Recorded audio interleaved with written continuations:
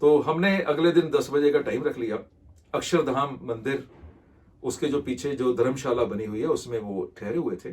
गुजराती हैं और अक्षरधाम मंदिर के वो डोनर भी हैं, कंट्रीब्यूटर हैं स्वामीनारायण मंदिर के, तो वो वहीं रुके हुए थे। मैंने टाइम फिक्स कर लिया, उनके पास गया और उनके साथ उनके एक दोस्त भी थे, बिल्डर थे, कोई सूरत से, सूरत गुजरात से। मुझे कहने लगे कि मेरा एक प्रोजेक्ट है, आप सुनेंगे? मैं कहा सुना दीजिए। तो उन्होंने मुझे प्रोजेक्ट सुनाना शुरू किया, private air taxi service in India. 2 lakh crore का प्रोजेक्ट, 12,000 एयरक्राफ्ट होंगे, 15,000 पायलट एम्प्लॉय किए जाएंगे, 800 से लेके 900 तक स्मॉल एयरपोर्ट्स बनेंगे, वगैरह वगैरह वगैरह वगैरह। 2 घंटे लगा के उन्होंने मुझे स्टोरी सुनाई।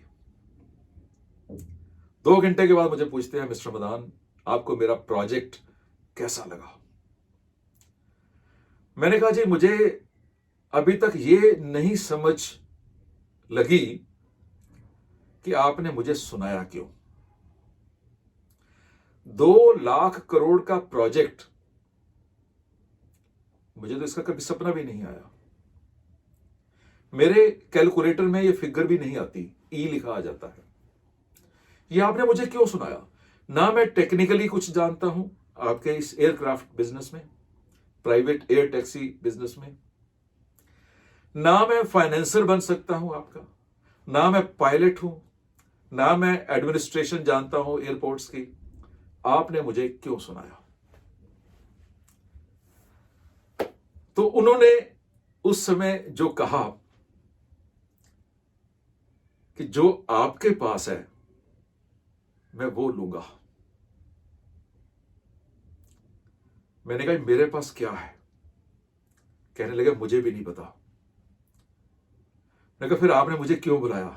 कहते मैं इतना जानता हूं कि आप एक बिजनेस ट्रेनर हैं, बिजनेस कोच हैं।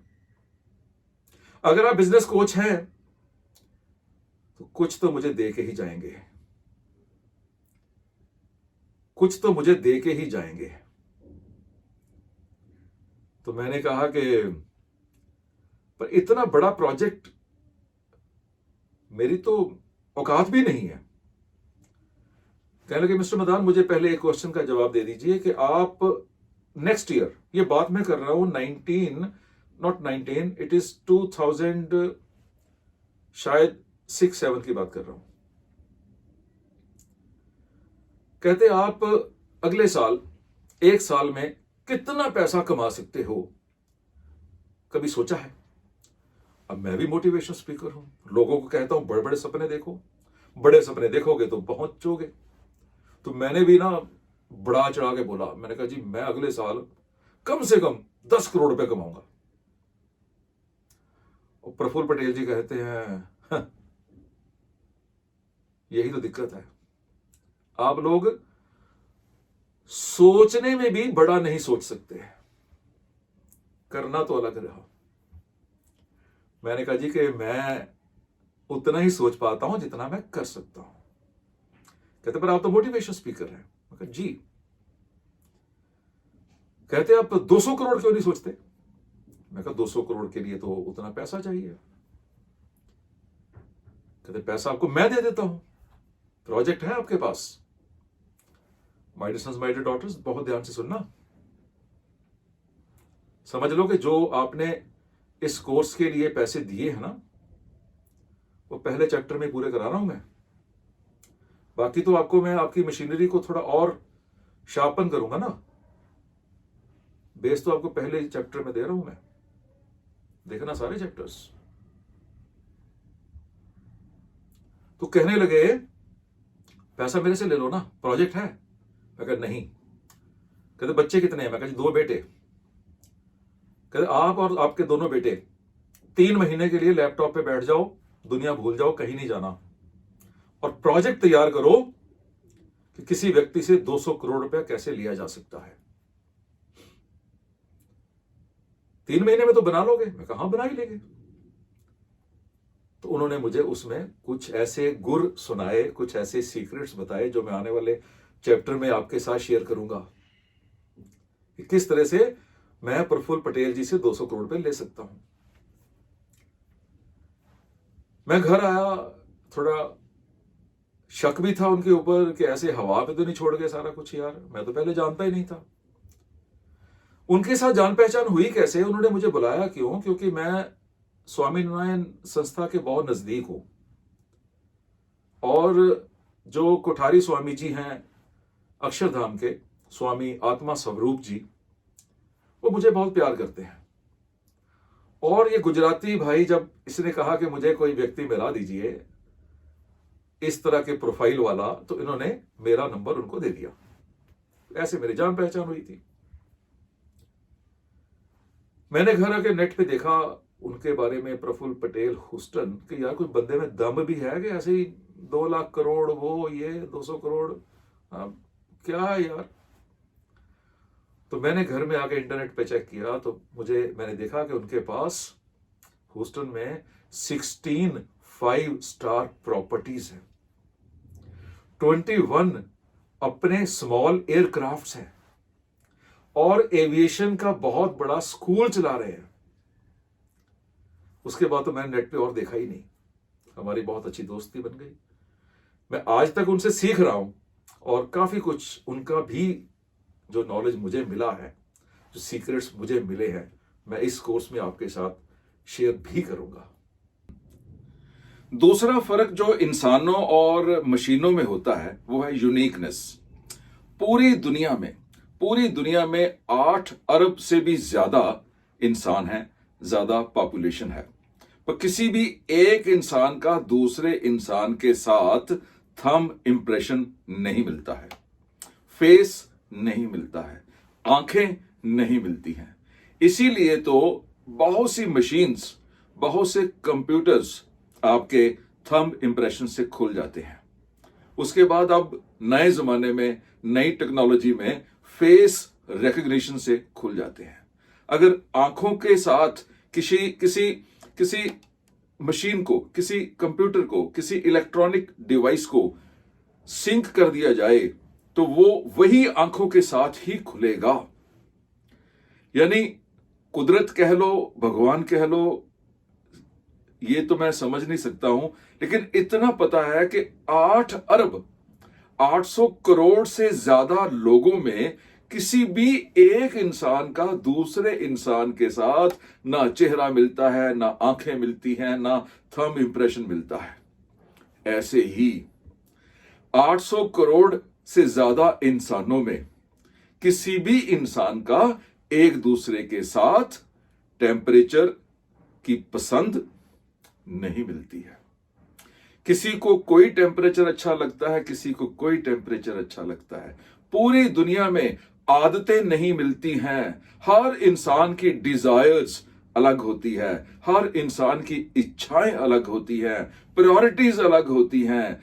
कहीं भी उसके दिमाग में जो विजन चल रहा है वो एक इंसान का दूसरे इंसान के साथ वो विजन भी नहीं मिलता है। उसकी दर्द अलग है, उसके इंटरेस्ट अलग हैं, उसका कंसर्न अलग है, उसकी एक्सपेक्टेशंस अलग हैं।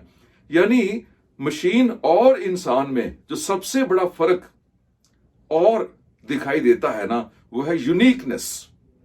हर इंसान यूनिक होता है, लेकिन हर मशीन यूनिक नहीं हो सकती।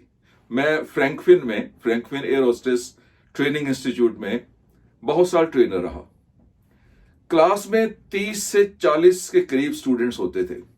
हर चेंज ऑफ सीजन में झगड़े शुरू हो जाते थे कि मैंने पंखे के नीचे बैठना है, मैंने एसी के नीचे बैठना है। दूसरा स्टूडेंट कहता था जी एसी को कम करो, कोई कहता था ज्यादा करो, किसी को ठंड लग रही है।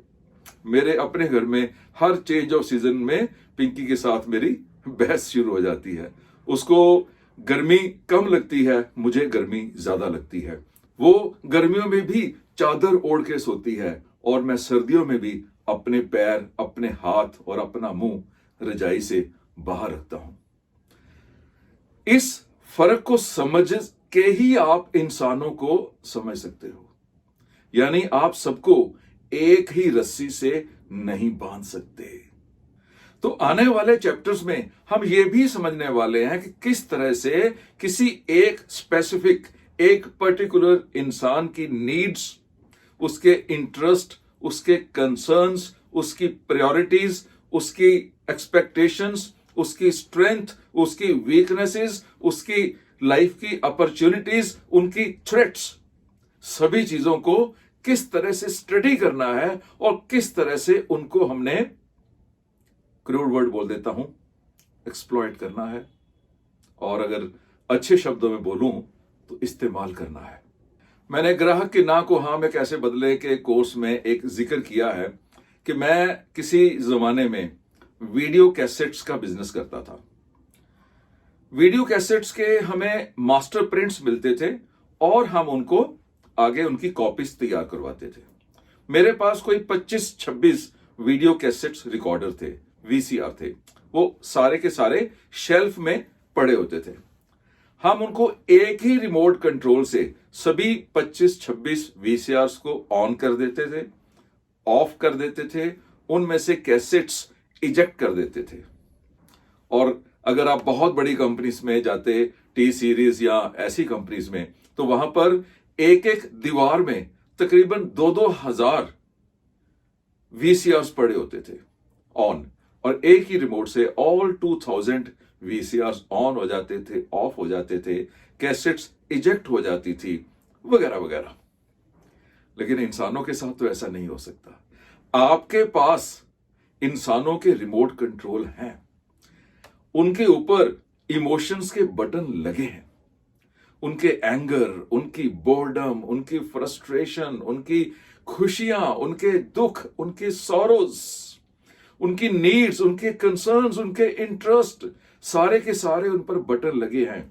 लेकिन आप सिंगल बटन दबा के मल्टी पीपल को मैनेज नहीं कर सकते।